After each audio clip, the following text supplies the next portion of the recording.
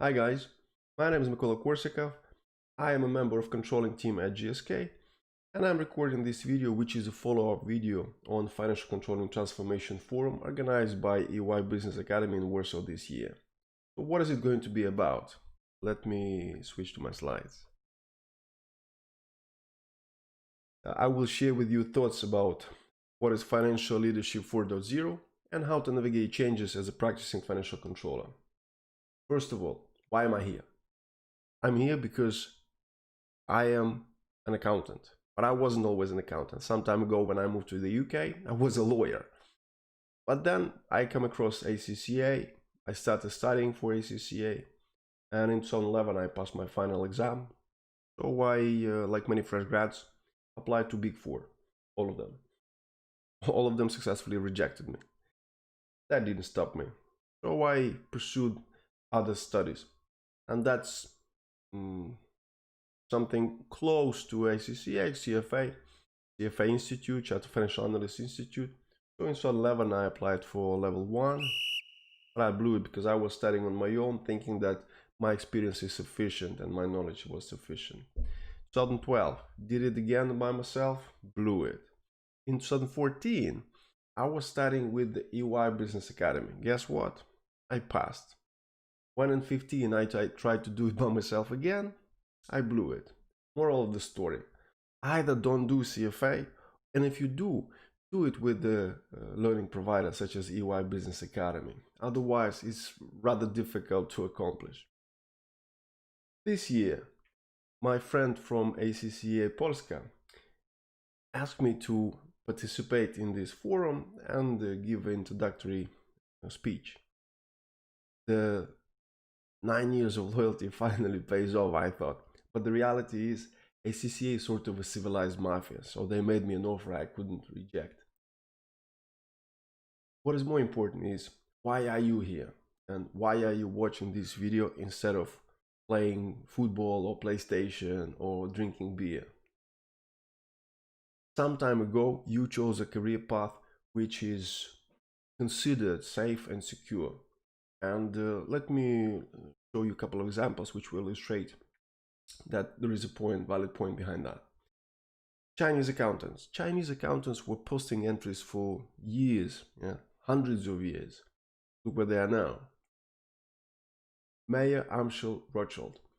This guy is a member of the Rothschild family, and his family was building wealth by applying two principles: maximizing revenue, minimizing costs. Papa Francesco. Papa Francesco is the son of an accountant, and he must have been a very good man because he wasn't pushing his son to become an accountant and let him choose his career path. Divya Suryadevara. She is the first CFO in the history of General Motors. That's a long 110-year history. So she is a chartered certified accountant and she's a member of CFA Institute. On the contrary to me, she completed all 3 exams. Criminal world is very dangerous and risky business. Not if you are a good accountant. Meyer Lansky, born to a Polish Jewish family and migrated to US, where he became known as accountant of mafia. He lived a long life and died on retirement in Miami. So, as you can see, so far it was pretty safe to be an accountant. And now it's 2020 and you are already in finance. Is it still safe to be an accountant? Simple answer, sure. Yes, because we still see a lot of job offers, we see a lot of open positions. We still need accountants. The thing is, for how long? And that's where we can do a little test. So I want you to take out your phones and scan the QR code which you see. It will take you to the web page which is called "Will Robots Take My Job?" You can enter here either your title or something similar to your title in the company and see what are the chances that your job will be automated. As you can see from the list, accountants, lawyers, computer programmers are the ones amongst most popular for search. So let's start with accountants. Accountants. 94 out of 100 accountants will lose their job due to automation. Every fourth financial analyst will not have a name or surname, but will have a serial number. So far, only financial managers are pretty secure in terms of automation, and as only 1 out of 10 will lose job due to automation to robots.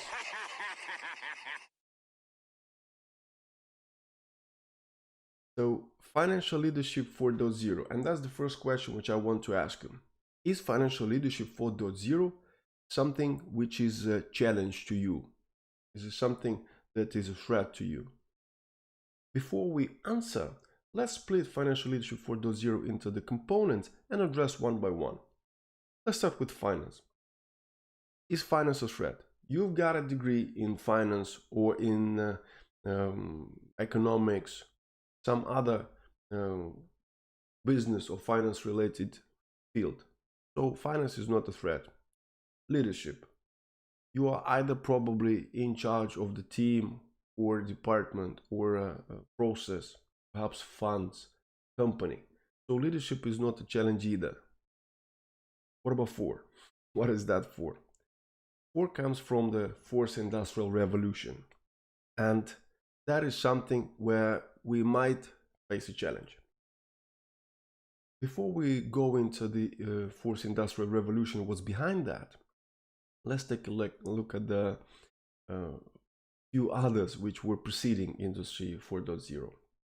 First one was about mechanization, steam, and water power. The second one was about introduction of assembly line, electricity, and something else. The third one was about robots, implementation of robots, automation, technology, electronics. And now we have fourth industrial revolution, which is going on right now. So what's behind that fourth industrial revolution?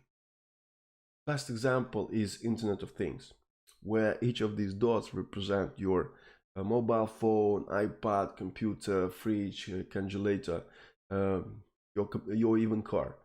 And all of them are connected with each other through Wi-Fi or Bluetooth or internet cable.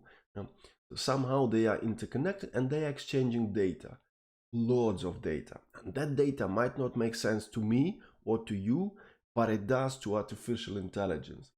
And artificial intelligence is something which sort of mimics human behavior, where humans are trying to desperately to teach computers, programs, to mimic behavior of humans. And you can imagine how much computing power it requires.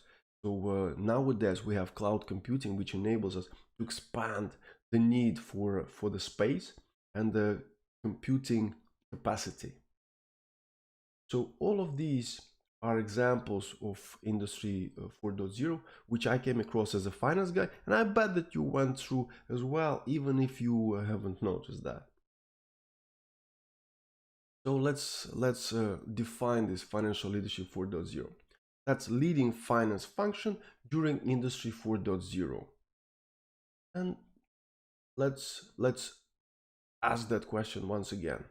Is it really your biggest challenge, financial leadership 4.0? Actually, no.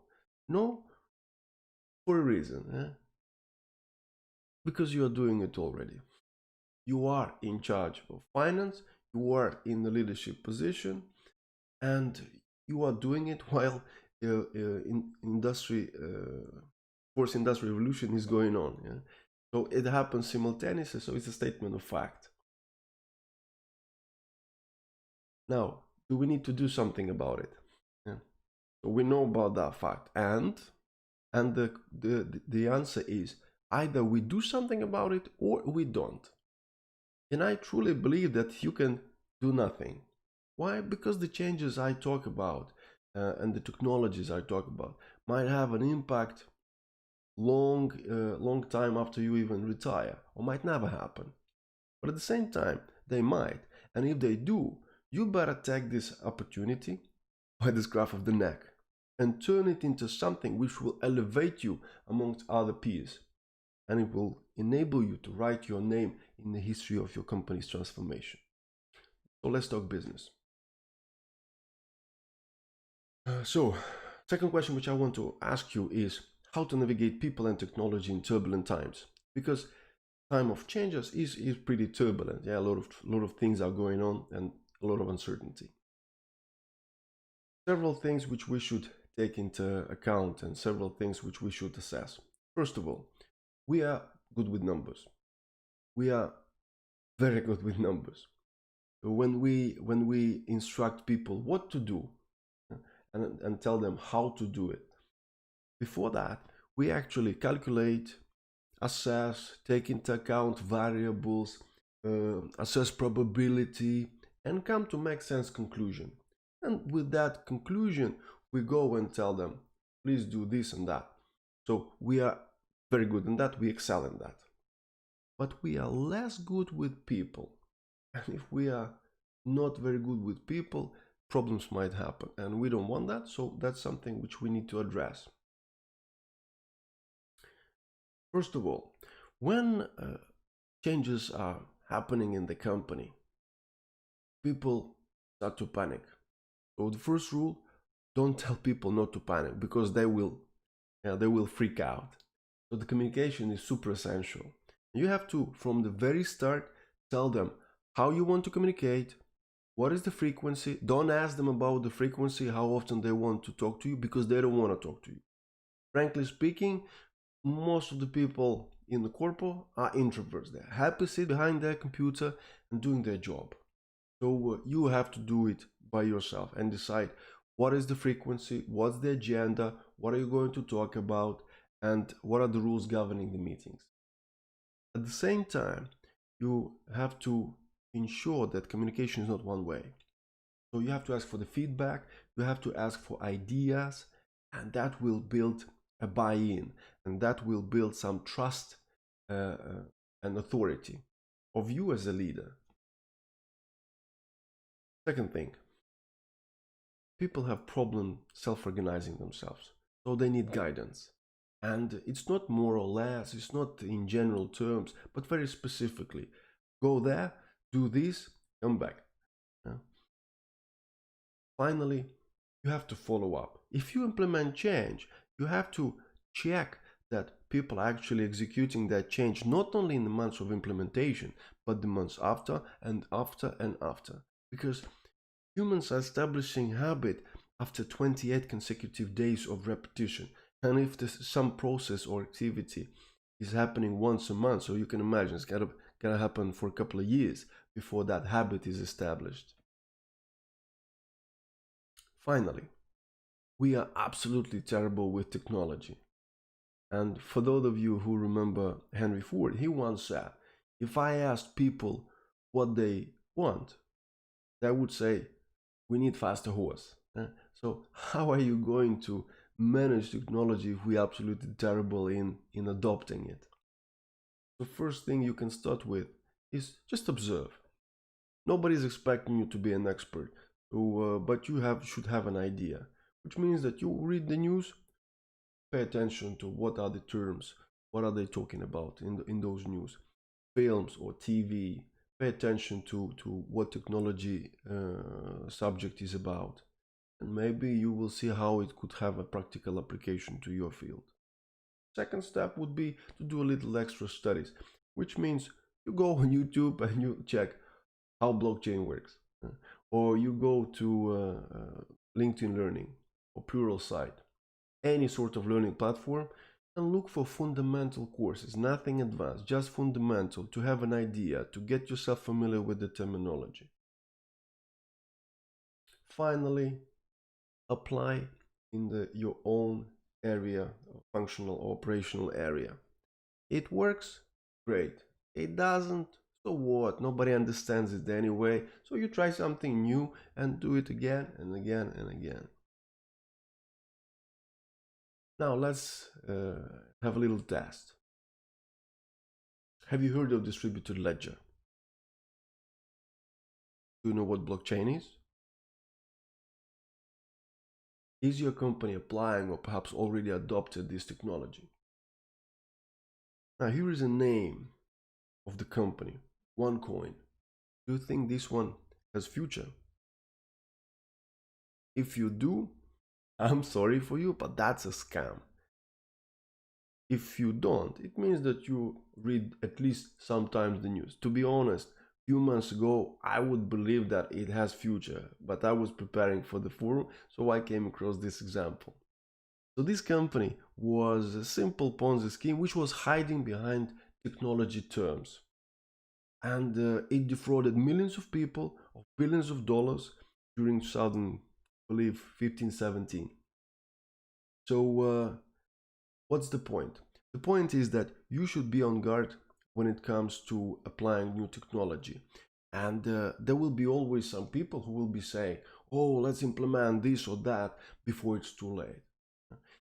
And because you are the one who is on guard of this liquidity and solvency of the company, simply cannot afford not to know what they want to implement. So throughout the life, technology will impact other technology. And you are the one who must ensure that the impact on the business is not like that. So there are three types of impact technology might have on other existing technology which we already have in the system, or in the company, sorry. First of them is replacement of the old one. And you have to do it smart. You have to implement new one, test it in parallel with the old one, check that the output is the same as of the old one, and if it reconciles is the same, then you can scrap the old one. Second one is adding missing functionality. So there is no replacement, but some extra functionality appears as a result of introduction of this technology. Let's give you an example. HFM. HFM is not ERP system in its own, but it helps us to analyze and consolidate data. So the adaptation should pass two tests. One is the whether it's fit for purpose, and the second one, compatibility. So let me give you an example. If I bring a coffee machine from the UK and try to make juice in Poland with that coffee machine, I will fail for two reasons. First, I will not be able even to plug it in, so it's not suitable. And second thing, coffee machines are not done made to make orange juice. They're made to make coffee, so it's not fit for purpose. So suitability and fit for purpose.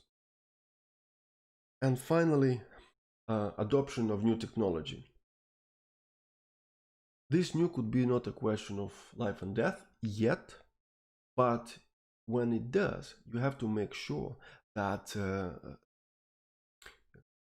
when you adopt it, it will take into account a lot of things such as scalability. Because if you don't take into account scalability or other factors related to that technology, later on the effect could be, and we don't want that. So we understand that applying technology is very important. Now the question is how. And before we speak on how to lead the finance transformation agenda, let's split this finance transformation and address one by one what that is. So finance. What is finance? Finance is a pretty simple thing because it's all about making money, counting money, investing money. That is straightforward. But with the transformation, situation is a little bit different. So transformation is an exercise, and it's around either body or toy or caterpillar, where all of them you have to take from point A to point B. So from one state, and at the end of the transformation there will be another state. Yeah, for caterpillar, point B it should be butterfly. So once the state is achieved, the transformation is over, and that's why transformation has a lot of similarity with the project. So finance transformation, if we define it, we can say that it's strategic initiatives aimed at improving finance within a company, where strategic means long term, where it means that you shouldn't expect changes overnight. It will take some time, could be a couple of years. But what is more interesting is what's behind improving. And we speak of improving. There are two categories and two concepts which I bet you are familiar with: revenue and cost. Yeah? Am I right? So, one of the types of improvement which our management wants us to implement is increase the revenue. But the thing is, that's the first type of improvement. The thing is, we are accountants or finance guys, and we are not sales guys. So we are kind of limited in the number of ways we can improve the revenue, because those ways which we can use might be not legal. So again, this is not something we want to pursue. But when it comes to costs, minimization of costs is the second type of improvement. And that's where we can show some skill. Going back to initial question, how to lead finance transformation agenda. There are already techniques, methods, technologies used to minimize cost. I'm sure that your management will want you to implement either RPA or SSC or ERP, which they came across while attending some conferences or talking to their peers. So this one of these, perhaps others, you will be requested to implement. But how do you put it into practice? So your job is to make this happen. And you will make it happen through use of project management. If you know what that is, that's fantastic. You have experience of managing projects, good. You perhaps you have some education or some training on the project management, so excellent. But if you don't, you have to find those who do. Maybe you have a project management office in the company, so you have to ask their support. Maybe you have some enthusiasts in the company who are fond of project management. I am that example. Second thing, goals and deliverables. You have to get clear deliverables from your management. What exactly they want to accomplish and how it should look like. There should be success criteria which are clearly defined. And if we speak of goals and deliverables, assume that management wants to implement RPA, robotic process automation. Before you focus on robotic part, understand how it works. You have to understand process part. What does it mean? It means that you have to understand who are the participants, the stakeholders in that process. What is the sequence? What are the triggers? What are the systems involved? What's the impact on those systems? Output from those systems? Timing, and so on. Once you understand that, you have to document it. And that's where you will need to use business process model notation, BPMN, through use of some software like Visio or Lucidchart or even PowerPoint. So that documentation is something which will be either used as a support for that idea of the management for implementation, or it could be a counter argument not to do it. Perhaps even suggestion how to alternatively improve the process, or perhaps even scrap it. As you can see, when it comes to goals and deliverables, there is a particular always skill, and behind that skill, some training happens. So learning is something which is unavoidable. Do not reinvent the wheel, copycat. And you have to take someone's experience, not to establish your own, because establishing your own experience, that's great, but that takes time, and time is something we don't have because they want us to implement something yesterday. So see how other companies did it. Somebody already shared their story of success. Talk to them, ask them how they did it. I'm sure that they will be happy to share that knowledge with you. Finally, checklist. Checklist should become your best friend because it enables you to monitor and trace what is to be done, when, by whom, and how, perhaps. So this will ensure that implementation is going according to plan. Now, so we know that transformation is not happening overnight. Yeah, that's a lengthy process, and it will only last as long as you have enthusiasm in your tank. Now, if it was easy, everybody would do it. So the final question, how do you inspire? Because inspiration is something which will be fueling your enthusiasm. How do you inspire action change? Do you believe in it? And I mean, do you believe in change? If you do, perfect. But if you don't, you better find reason to. Because if your manager finds out, you will have to send out CVs. Second thing, can you do it alone? We have only 24 hours in a day, and during these 24 hours, we still have to eat, sleep, do other things. So you cannot do it alone. Sooner or later, you will need someone's help, and who that someone should be. From experience, appointing someone is the worst policy and worst strategy possible. So you have to find volunteers, someone who will say, I'm happy to do it with you. So how will you find someone to buy into something that they don't know what that is? That's why you will have to do a little bit of marketing. I call that inspirational marketing. You remember we were talking about what's in it for me in the prior section. So we are going to take a look at what's behind it in more details. We will assume that product is this engagement that we need to get. And company is us. A company wants to sell the product.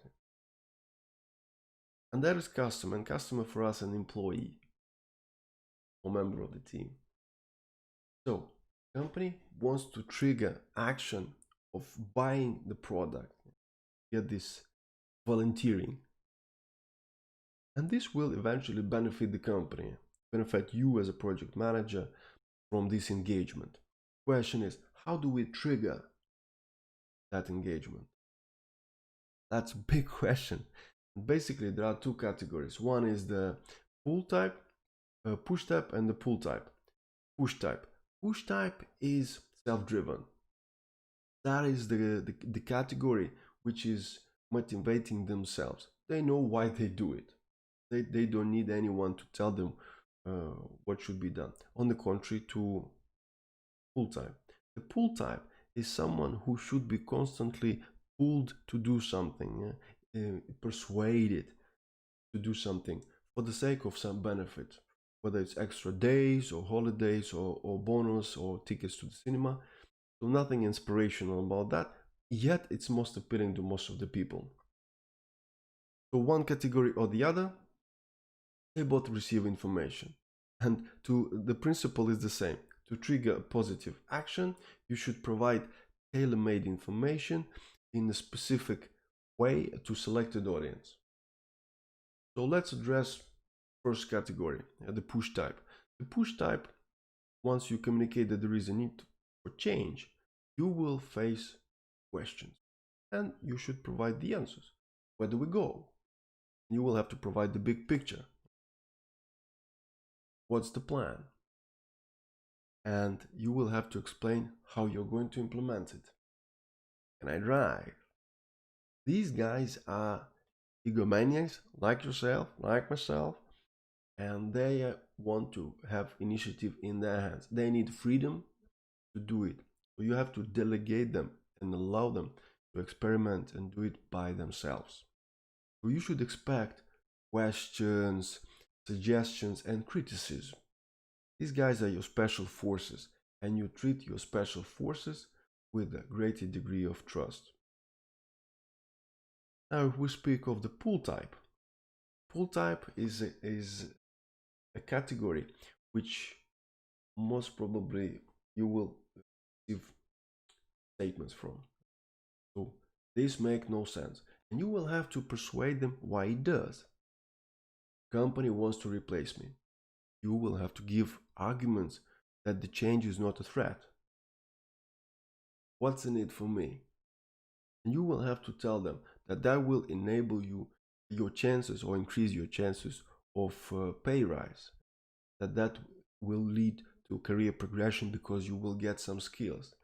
That will give you some awards and recognition, as I previously said, tickets, bonuses, whatsoever, any sort of perks. Finally, there is a category which will say it won't work anyway. These sort of guys are disappointed because they had experience, like most of us, of seeing that the change didn't bring anything. So they have this negative experience and they project it on all the other initiatives. So you will have to explain them why it will, and this time it's up to them to make it happen. So your ability to change their mind will really depend on your authority. And I don't speak of your formal authority as a manager, but your personal sort of expertise and informal authority. How much do they trust you? How much do they believe you? And how much loyalty they have towards you personally? Now the question is to you. How much do you know your people personally? Do you know what triggers them? This will be your homework. Yeah? To know what is their pain, what are their needs, what do they enjoy, and their plans, goals, and so on. Let's go back to the beginning of our meeting and ask you the same question just one more time. Financial Leadership 4.0, is it really your biggest challenge? So we understand that it's not, because we know what sort of problems we might face and how to address them. So what is your biggest challenge? Competition. Because competition is young and hungry and arrogant, and nothing will stop it. And if you stop learning, stop pushing yourself, stop developing yourself, it will knock you down like Muhammad Ali knocked down Joe Frazier in 1974. But if you keep studying, keep learning, keep practicing, keep applying new knowledge, keep checking what is the next course which or event which EY is organizing, you will be like Eliud Kipchoge, who ran marathon in 2 hours and 4 minutes. And you will find yourself as a frontier. And the great thing about marathons is that everyone who finishes, even if it's not first, second, or third, everyone who finishes gets a medal. So your hard work will pay off. So thank you very much, and I see you at the finish of this marathon.